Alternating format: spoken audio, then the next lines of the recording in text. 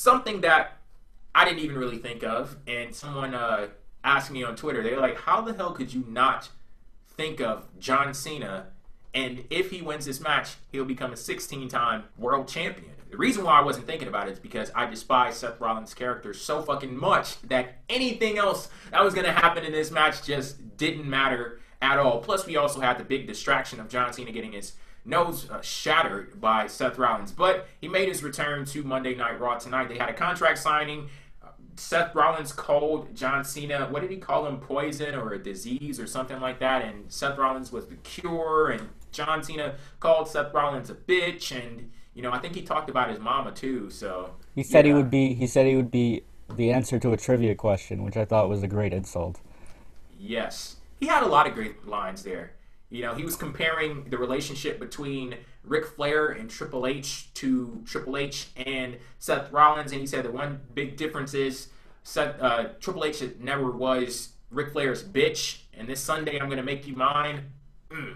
Awesome promo from John Cena. But someone said in the chat to look at Cena's Twitter. He wrote, "Call up the interwebs. Sounds impossible, but tell them they're about to hate me 16 times more than they already do." I love when John Cena gets cocky. I fucking love it. Like, own your position. You're the face that runs the place. Damn it, own that. And I loved what he did on Monday Night Raw because he basically took all of that BS that Seth Rollins was spewing out of his mouth and threw it right back in his damn face. Because Seth Rollins, he went out there, and as great as Seth Rollins' mic skills are, like I said last week, the guy has no fucking credibility in my mind whatsoever. I listen to what he says, and I don't believe a damn word of it. And what he was saying, it has been said before about John Cena in different variations, but John Cena came back and he returned fire for Seth Rollins. So we are presenting with a very interesting situation going into this double championship match on Sunday. John Cena laid the law down in that promo. That was excellent. To me, that contract signing was excellent. I love that there was no brawl, no physicality. It wasn't needed. It didn't call for it.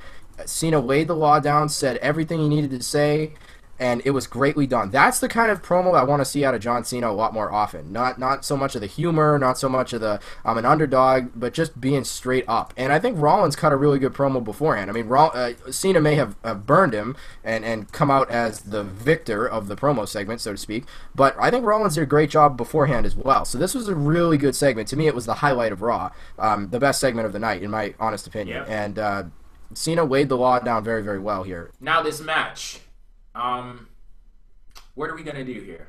What are we going to do? I'm going to say that nobody wins. It's going to be some fuckery. Like, it's going to be some sort of double win or double loss or some bullshit, because I don't see Rollins beating Cena, because I might be able to see it if it wasn't for the U.S. title, but it is. I don't think they're going to take the U.S. title off Cena to give it to Rollins. But I don't necessarily think they want to give Cena the world title either right now. But I wouldn't be surprised if Cena did win, but I do think it's going to be some sort of double loss or double win, and both of them are just going to retain their respective belts. You know what? I want Seth Rollins to win this match. Because, on Monday Night Raw, he was talking about if I win and I become a double champion, they're going to build a statue. Like, I want him to win so they can build that statue so I can go throw eggs at it. That's why I want. Well, if they build the statue, it's just going to, someone's going to mess it up the next day or the next week because... Me! Well, you're going to run in the ring and they're going to basically tackle you to the ground before you get there. I can handle... I got that. I'm a trained fighter, okay? But, yeah, seriously, I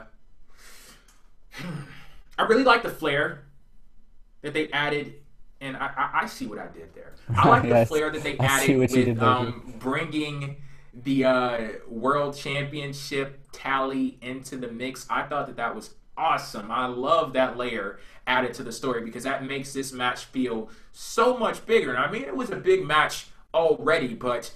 talking about the implications, the historical implications of this match, and John Cena possibly tying Ric Flair's record for most world championships, I think that that's awesome. And I'm going to go ahead and say this.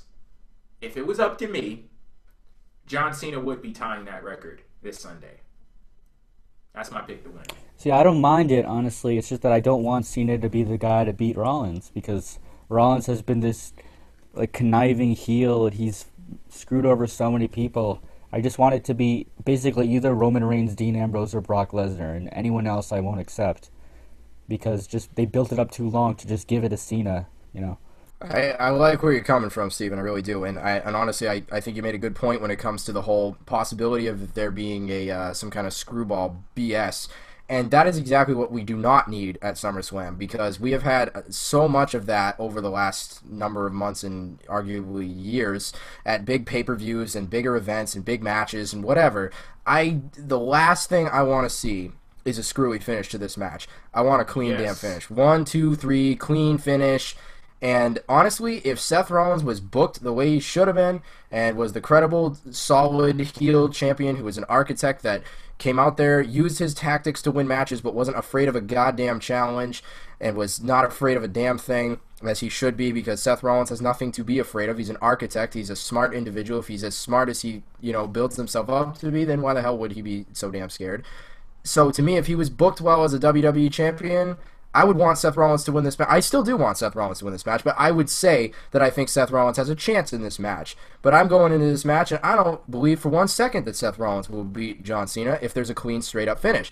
I can see J&J Security or Kane interfering and helping Rollins retain. I can see all these different crazy things going on. But if there is going to be a clean finish, John Cena will win this match and be a 16-time world champion. 100%. You just said something that I totally forgot about, which is Kane, and he could very well be the plot device they pull out because, they love to use him.